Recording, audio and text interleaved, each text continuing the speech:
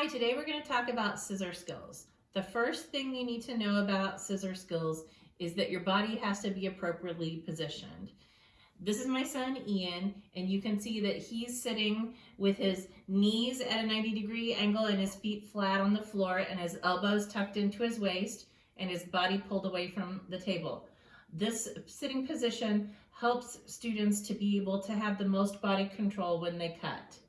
If you don't have a chair at home where your student can have their feet flat on the floor and their knees bent at 90 degrees, you can try cutting with a student sitting cross-legged with their back against the wall and their elbows tucked into their waist. My favorite pair of scissors is a Fiskars self-opening scissors. These are really nice because they work for kids that are just learning to cut, but they also work for kids that are more advanced cutters.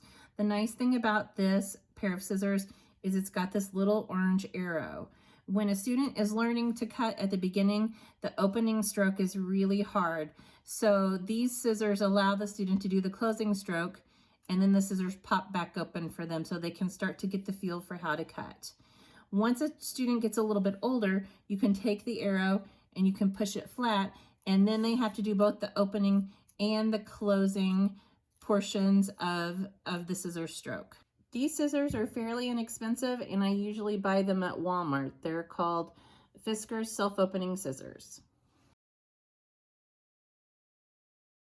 So once your body is in position and you have your scissors, the next most important thing to learn about is a proper scissor grasp. I always tell my new cutters to show me their thumbs up.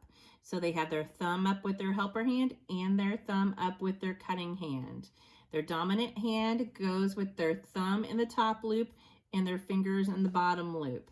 Sometimes it helps to mark the top of the scissors with a dot or a piece of tape so that the student knows which loop is the one that goes on top. Generally, it's the smaller loop on top, the larger loop on the bottom. As you can see here, my thumb is in the top loop, my fingers are in the bottom loop. Next, we have our thumb up with our helper hand to hold our paper. When students are learning to cut, the smaller and the thicker the paper, the better off they're going to be because that paper doesn't move around on them quite as much.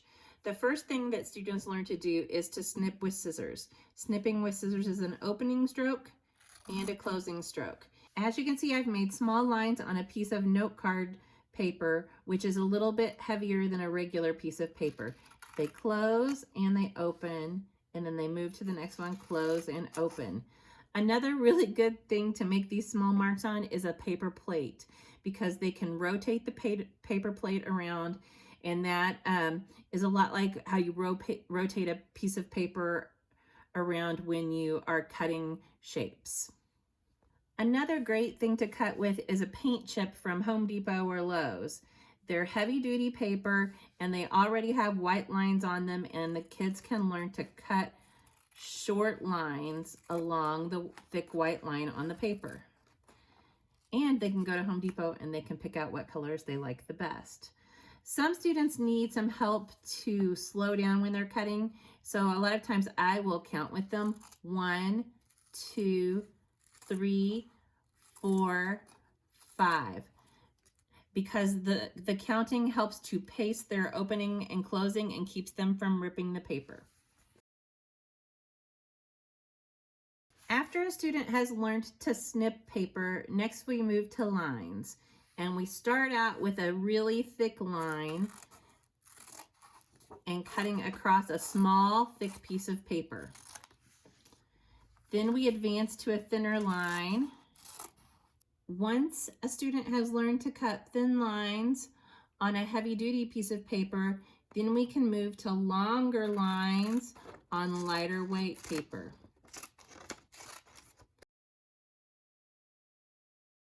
After a student has learned to cut lines, then we advance to curves.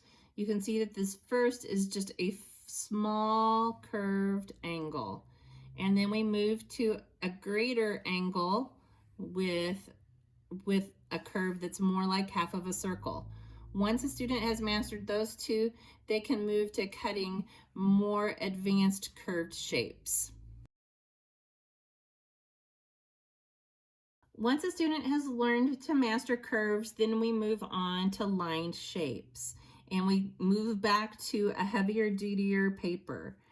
When I'm teaching a student to cut lined shapes, I teach them to cut until the paper falls off. And then they can stop and rotate their paper using both hands. And they can cut again until the paper falls off. Doing this helps keep students from curving the corner of their shapes.